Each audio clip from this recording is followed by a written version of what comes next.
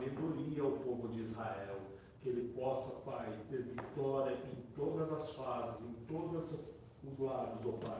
É o que eu te peço, Pai, que a sua mão poderosa esteja sobre Israel neste momento, em nome de Jesus. Amém.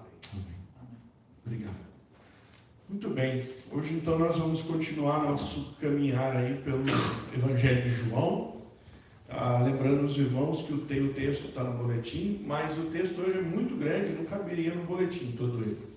Então eu coloquei só a primeira parte do boletim, mas nós vamos olhar até o versículo 59 hoje. Então, se você quiser pegar uma Bíblia lá atrás, tem Bíblia para você acompanhar.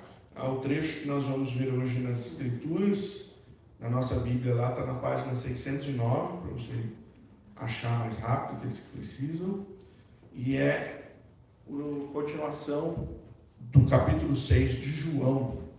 A semana passada nós olhamos duas grandes histórias nesse texto do capítulo 6 de João. Dois grandes sinais, dois grandes milagres. Quem lembra que foram os dois grandes milagres? Alguém?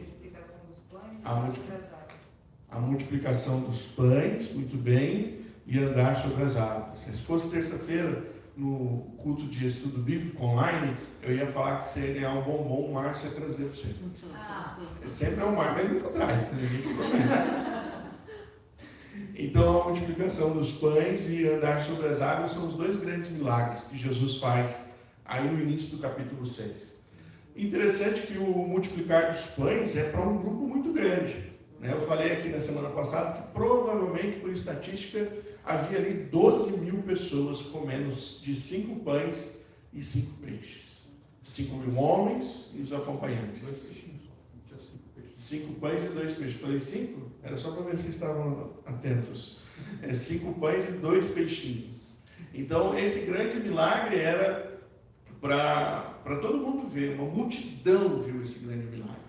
E o outro grande milagre foram vistos por provavelmente 20 pessoas. Os discípulos, mais alguns que acompanhavam, que estavam ali em alguns barcos no meio do lago, esperando Jesus, achando que Jesus vinha com outro barco atrasado ali atrás, mas não, Cristo veio andando sobre as águas. E eles ficaram apavorados, acharam que era um fantasma, e Jesus disse: calma, sou eu. E esses dois milagres tem um contexto, que nós vimos isso, que todos os milagres que João descreve têm como objetivo o alvo do Evangelho de João, que é você creia que Jesus Cristo é o Filho de Deus. João está escrevendo para isso, para que os seus leitores entendam quem é Jesus. Jesus é o próprio Deus encarnado. Ele começou isso lá no capítulo 1, dizendo que a palavra estava ao lado de Deus e que a palavra era o próprio Deus. Ele vai dizer também no capítulo 1 que nossas mãos o apalparam. Nós vimos o verbo de Deus. Então, todo o resto do Evangelho, João está elencando ali, vamos dizer assim, o seu raciocínio, elementos para que você e eu, ao ler, possamos crer que Jesus é o Filho de Deus. Então, hoje, nós vamos ver que o sinal da multiplicação dos pães e peixes promove um debate. Vai trazer um problema ali, uma reação dessa multidão ao que eles comeram e beberam, ali na época, no grande milagre. Então eles comeram 5 pães, eles comeram lá os 2 peixinhos, essa multiplicação alimentou eles, e agora vai trazer um debate sobre isso. E o texto de hoje então é bem longo, como eu disse, mas nós vamos ler a primeira parte, que é para a gente ter o contexto do verso 22 até o verso 35. Esse texto está aí no boletim, e depois os demais textos, se você puder pegar a Bíblia, ele vai acompanhar. Se tiver a Bíblia no celular, fique à vontade. Diz assim o texto: no dia seguinte, a multidão que tinha ficado do outro lado do mar notou que ali havia apenas um pequeno barco e que Jesus não tinha entrado nele com os seus discípulos, e tendo estes partido sozinhos. Entretanto, outros barquinhos de Tiberíades se aproximaram do lugar onde a multidão havia comido o pão, depois que o Senhor deu graças. Quando aquela multidão viu que Jesus não estava ali, nem os seus discípulos, entraram nos barcos e partiram para Cafarnaum à procura de Jesus. E tendo-o encontrado do outro lado do mar, lhe perguntaram: Mestre, quando o Senhor chegou aqui? Jesus respondeu: em verdade lhes digo que vocês estão me procurando não porque viram os sinais, mas porque comeram os pães e ficaram satisfeitos. Trabalhem não pela comida que se estraga, mas pela que permanece para a vida eterna, a qual o Filho do Homem dará a vocês, porque Deus o Pai confirmou com o seu selo. Então lhe perguntaram: que faremos para realizar as obras de Deus?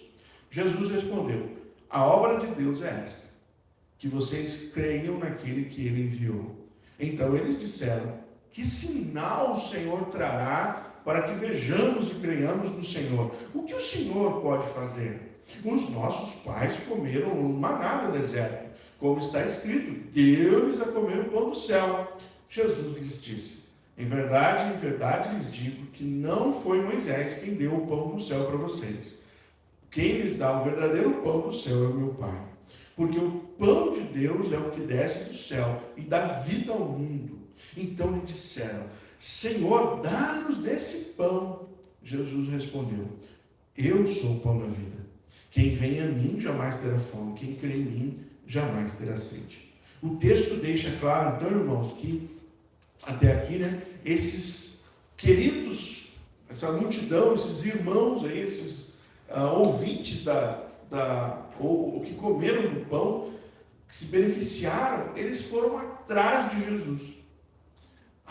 É interessante porque o texto é bem detalhista e fala assim: olha, eles acordaram lá, viram que Jesus não estava daquele lado do mar da Galileia, eles viram que só tinha um barquinho, e eles também viram que Jesus não tinha ido com os discípulos. E eles ficaram assim intrigados com isso. E vocês percebem que a gente falava lá no Brasil, a gente tinha um slogan que a gente dizia na fábrica, rádio peão. A rádio peão é quando os peões vão falando um para o outro aquilo que acontece, E parece que a rádio peão aqui funcionou tão bem que de manhã está chegando mais gente na onde Jesus estava. E quando eles chegam ali de barco procurando Jesus, cadê Jesus? Jesus parece que evaporou. E o pessoal lá está discutindo: não, a gente ficou acordado aqui de sentinela, aqui ele não passou, com os discípulos ele não foi, o barquinho dele está ali embaixo, encalhado ali, não, ele não saiu. E aí o pessoal diz: não, ele não está aqui, aonde é que ele foi? E então falaram: vamos procurar aonde os discípulos dele estão. Onde os discípulos dele estão? Está em Cafarnaum. Então, irmãos, eles foram para lá. Eles rodaram provavelmente 16 quilômetros, que era a distância de onde eles estavam para Cafarnaum. Eles foram atrás de Jesus. O texto então deixa claro que eles estavam atrás de Cristo, isso é ótimo. Mas eles não estavam ali com boas intenções, ou com as melhores intenções, ou melhor, com as intenções que eles deveriam ter. Jesus diz claramente, aqui nós vamos ver no texto, que a busca deles por Jesus não era algo legítimo. Portanto, hoje eu queria olhar esse texto com você e perguntar para os nossos corações: por que você busca Jesus? Você já pensou nisso? Qual é a motivação do teu coração que faz você buscar Jesus? Porque tem tudo a ver com esse texto, o porquê que esses homens foram lá buscar Jesus.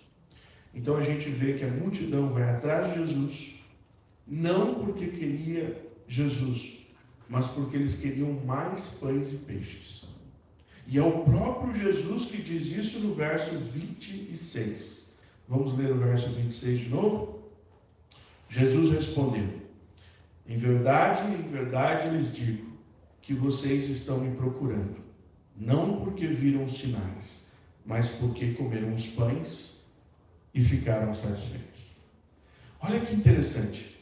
Eles não estão lá porque Jesus fez um grande sinal. Eles não estão lá porque eles estão atrás do homem que fez um grande milagre.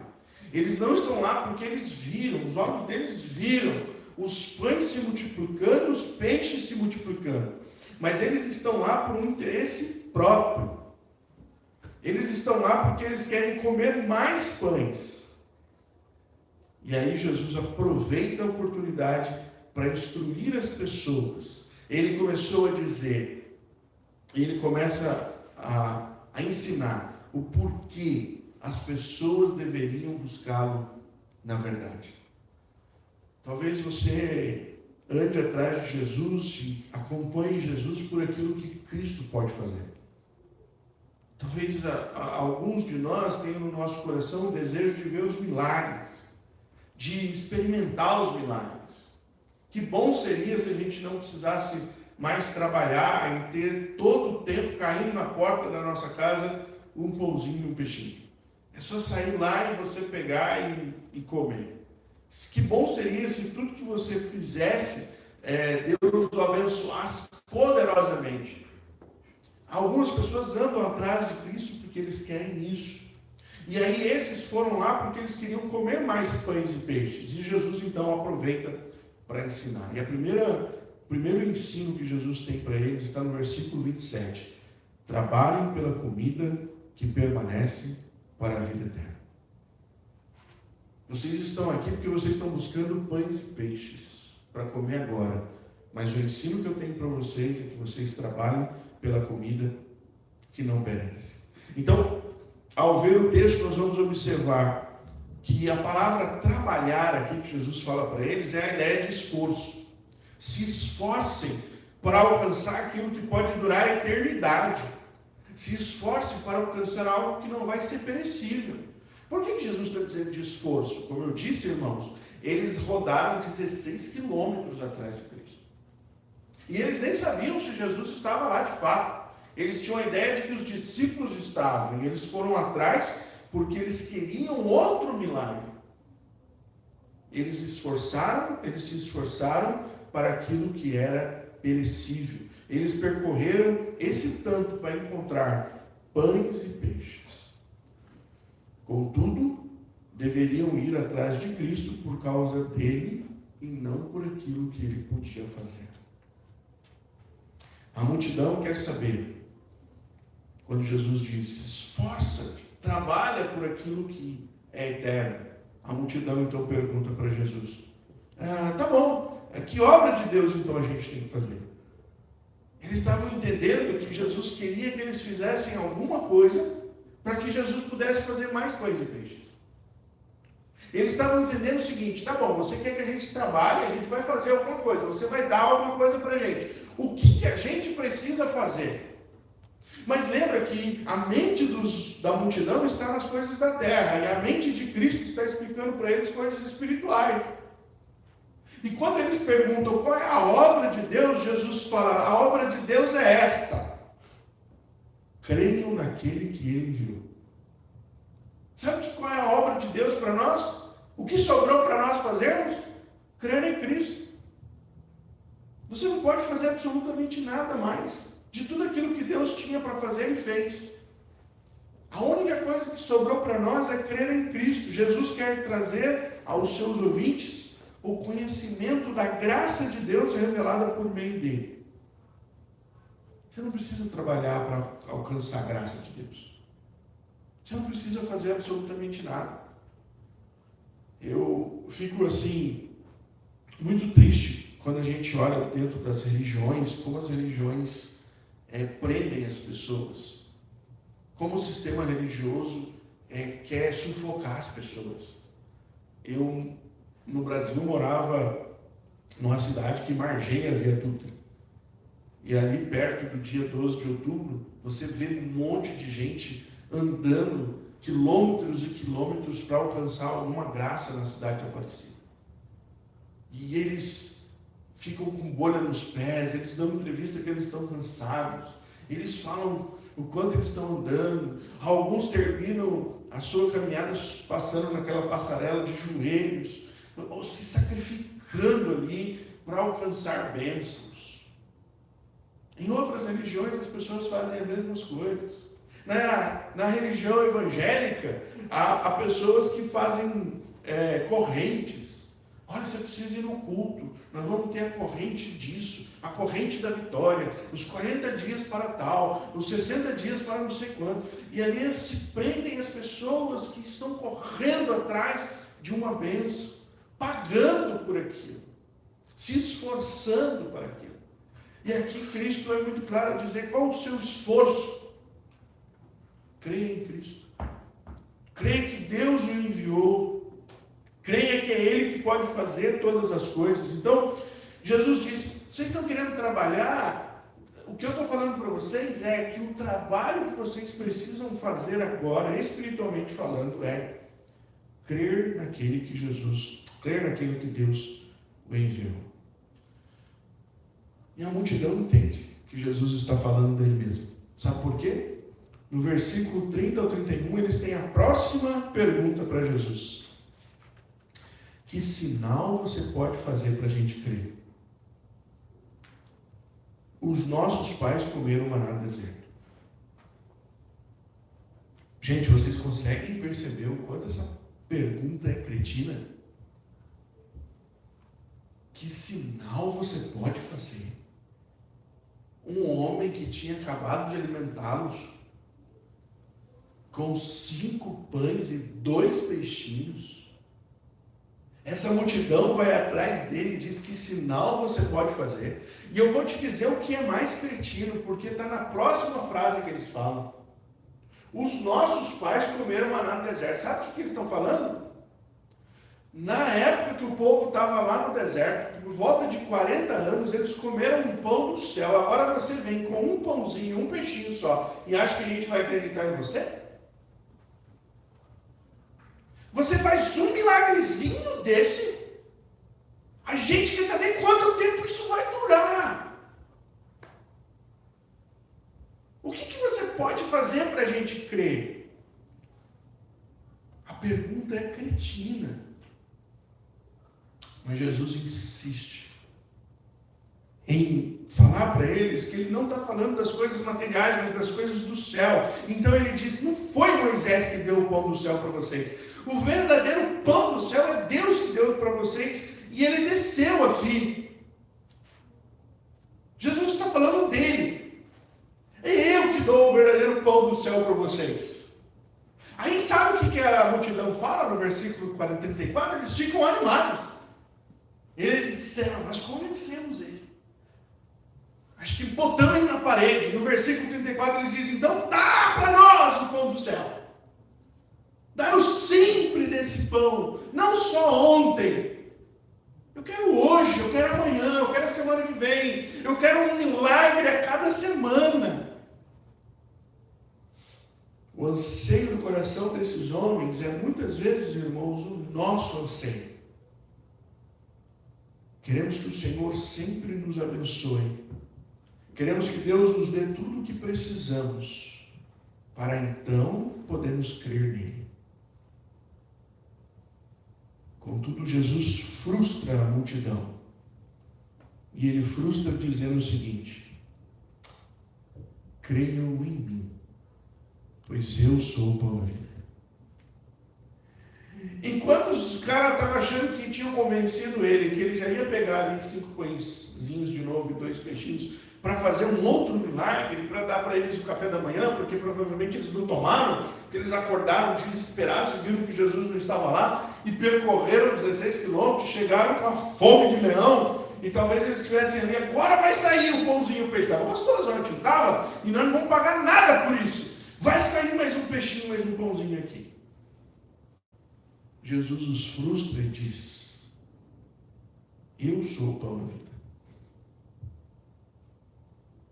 Não queira vir buscar pão e peixe material, que vai se acabar, mas é em mim.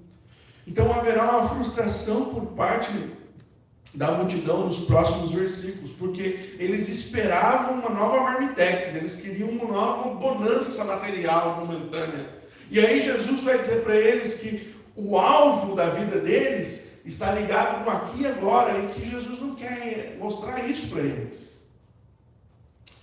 Muitas vezes o nosso coração está como um deles, envolvido pelo materialismo, envolvido por coisas. Estamos arraigados com o chamado deste mundo, ansiamos pelo aqui e agora, não nos damos bem com a frustração. Nós queremos Que Deus nos abençoe hoje. Nós queremos que as coisas sejam melhores hoje. Nós queremos que a semana que vem nós estejamos melhor do que agora. Nós almejamos que daqui a um ano a gente possa estar bem melhor do que agora. O nosso desejo é que as bênçãos de Deus promovam uma vida fácil para nós aqui. Era isso que esses homens queriam. Eles queriam uma vida fácil, tranquila, pão e peixe de graça. Infelizmente, algumas igrejas hoje em dia estão enchendo o coração das pessoas com promessas vazias e antibíblicas, e são essas promessas que muitas vezes preenchem o coração dos homens. Em verdades que são pregadas, como Deus é o dono do ouro da prata, você é o filho de Deus, logo você é o filho de Deus do ouro da prata. Deus não quer você como cauda, Deus quer você como cabeça. Então você vai ser protagonista em tudo que você fizer. Algumas igrejas hoje, religiões, não tem mais pastor, líder, tem coach, que incentiva, que inflama o coração das pessoas para viver o melhor dessa terra. Pastor, Deus está dizendo que a gente vai ter uma vida ruim nessa terra? Não estou dizendo isso. Você pode até ser abençoado e ter uma boa vida financeira nessa terra. Mas não deve ser isso que você venha buscar de Deus. Porque se a sua única busca por Deus for ser feliz nessa terra e ter o do bom e do melhor dela, você não entendeu o que Deus quer para você. Jesus diz algo muito sério no versículo 36 para essa turma. Ele diz: vocês não creem, embora vocês estejam vendo. Cristo diz àqueles homens que, embora eles não crescem, eles estavam vendo e não crescem, que não era uma preocupação de Jesus, porque Deus iria mandar para Jesus um grupo que iria crer nele. E aí ele continua dizendo: vocês não creem, mas vem alguém que vai crer. E os que creem, aquilo que Deus me der, esse eu vou guardar. E sabe o que eu vou dar para este grupo que vai crer em mim? Pão e peixe todo dia? Não. Aí vem a grande promessa de Jesus: aqueles que creem em mim terão a vida eterna. Aqueles que creem em mim não vão andar por esta vida. Eles não vão mover os seus corações por querer coisas desta vida. Eles não vão estar interessados só nas coisas desta vida. Os que creem em Jesus serão aqueles que vão estar motivados porque eles vão ter a vida eterna. E aí Jesus conduz a conversa para um momento mais difícil. Jesus conduz a conversa para escandalizar esse povo. Jesus vai dizer para esse povo que eles queriam comer pão e peixe. Mas Jesus queria dar outra comida para eles. Sabe o que é? Vamos ler o versículo 53 ao 56? O que Jesus queria dar a este povo? Jesus respondeu: em verdade lhes digo, se vocês não comerem a carne do Filho do Homem e não beberem o seu sangue, não terão vida em vocês mesmos. Quem come a minha carne e bebe o meu sangue tem a vida eterna, e eu o ressuscitarei no último dia. Pois a minha carne é a verdadeira comida e o meu sangue é a verdadeira bebida. Quem come a minha carne e bebe o meu sangue permanece em mim e eu permaneço nele. Assim como o Pai que vive me enviou e igualmente eu vivo por causa do Pai, também quem de mim se alimenta viverá por mim. Jesus traz um grande escândalo. Ele traz uma coisa que os seus ouvintes não estavam preparados para ouvir. ele fala de uma comida que não é o pão e peixe que eles buscam. Ele diz que ele é o pão do céu e que ele desceu e que aquelas pessoas precisavam comer a carne dele e o sangue dele. Agora, lembra,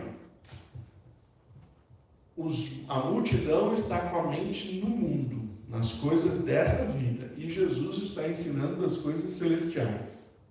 O que você acha que esses homens entenderam quando Jesus disse: você precisa comer do meu pão, você precisa comer da minha carne, você precisa beber do meu sangue?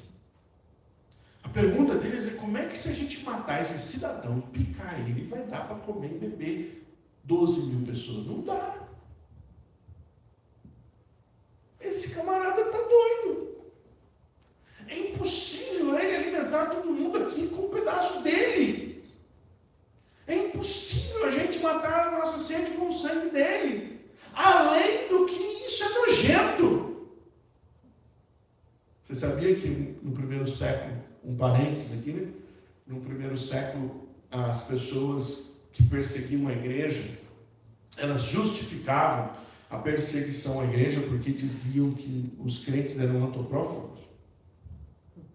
Porque os crentes diziam na ceia: comamos a carne e bebemos o sangue. Então a perseguição no primeiro século era que nós éramos canibais. Por isso as pessoas perseguiam a igreja. Assim como éramos incestuosos, porque um irmão casava com uma irmã. Então era incesto. Então no primeiro século havia esse tipo de perseguição. Agora, quando nós dizemos que comemos o corpo e bebemos o sangue, nós estamos falando sobre o elemento. É claro que aqui eles ainda não tinham ideia, mas Jesus queria provocá-los. Jesus queria fazê-los ouvir as coisas do alto e não as coisas da terra. Jesus estava usando como metáfora, dizendo: olha, eu estou chamando vocês não para um piquenique.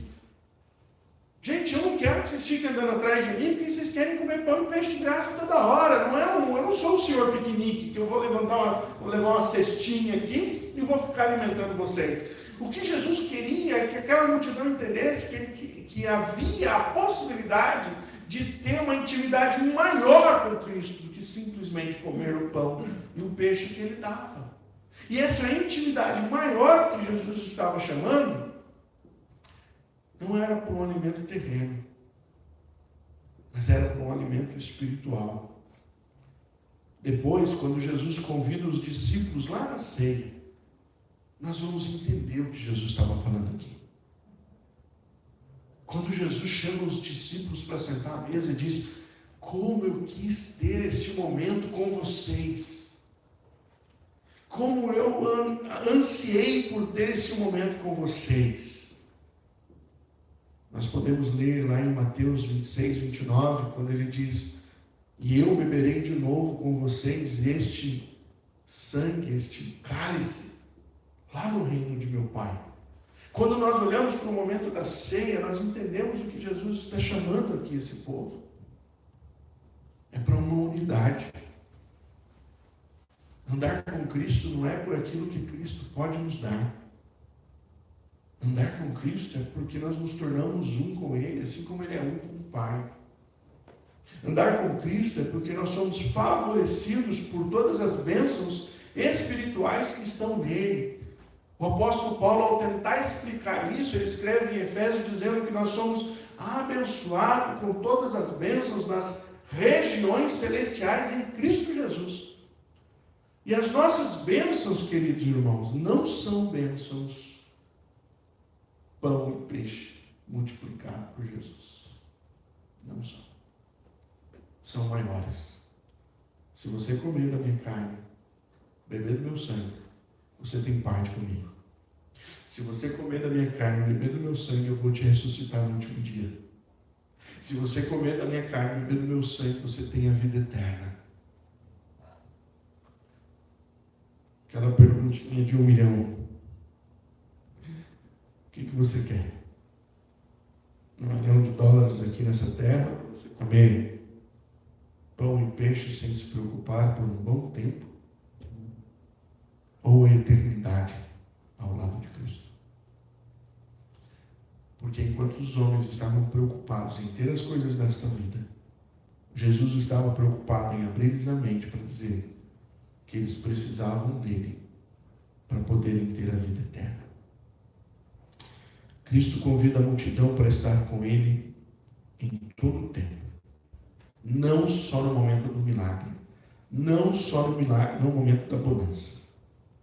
Cristo não está convidando pessoas para andar com ele e se dar bem nesta vida. Ele está convidando para andar com ele para além desta vida.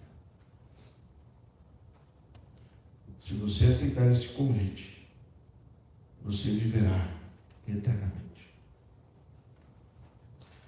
Quero concluir começando a pensar na pergunta que eu iniciei. Por que você busca Jesus? Você busca Jesus por uma vida melhor neste mundo?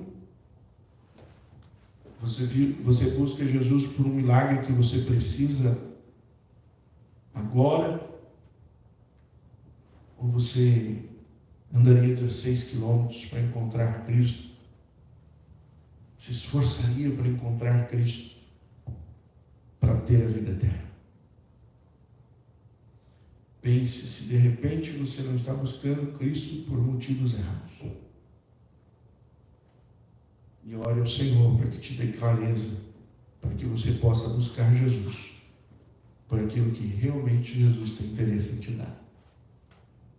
Jesus quer que você esteja com Ele, não só no momento que Ele faz um milagre na tua vida, mas Ele quer que você esteja com Ele todos os dias da eternidade.